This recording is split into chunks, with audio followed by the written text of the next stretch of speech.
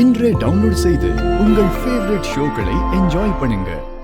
மாப்பிள்ள சரியான நேரத்துல சிலைய கண்டுபிடிச்சு கொண்டு வந்ததுனால பெருசா எந்த விதமான அசம்பாவிதமும் நடக்கல.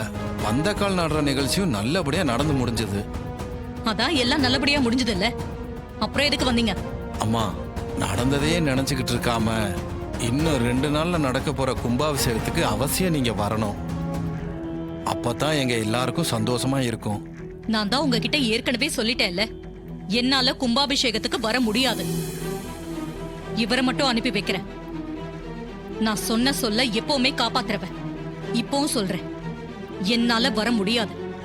இவரை நான் கண்டிப்பா அனுப்பி வைக்கிறேன்.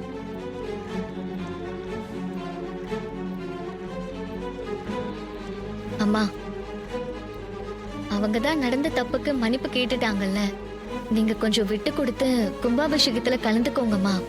ரேவதி, நடந்த எல்லாத்தையும் பார்த்துட்டு இருந்தவ தானே நீ? என்னை இவங்க ரொம்ப காயப்படுத்திட்டாங்க. இந்த மாதிரி நிலைமையில என்னால கும்பாபிஷேகத்துல கலந்துக்க முடியாது. நீ கொஞ்சம் அமைதியா இரு. என் வீட்டுக்காரர் வருவாரு, கும்பாபிஷேகத்தை நல்லபடியா நடத்தி கொடுப்பாரு. அதுக்கப்புறம் அந்த பரமேஸ்வரி அம்மா குடும்பத்துக்கும் என் குடும்பத்துக்கும் எந்த சம்பந்தமும் இருக்காது. நீங்க இவ்வளவு தூரம் வந்ததுக்கு, மன்னிப்பு கேட்டதுக்கு, கும்பாபிஷேகத்துக்கு அழைச்சதுக்கு ரொம்ப நன்றி. போயிட்டு வாங்க. சரிம்மா, வரம்மா. ம்.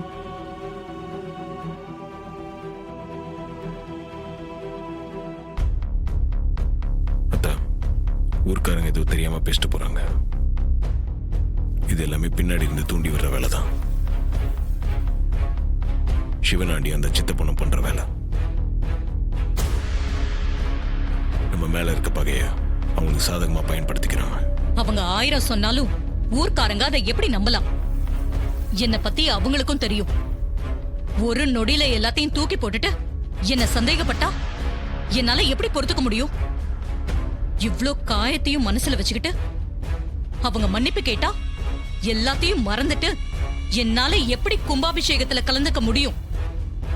அதான் முடியாதுன்னு சொல்லிட்டேன்.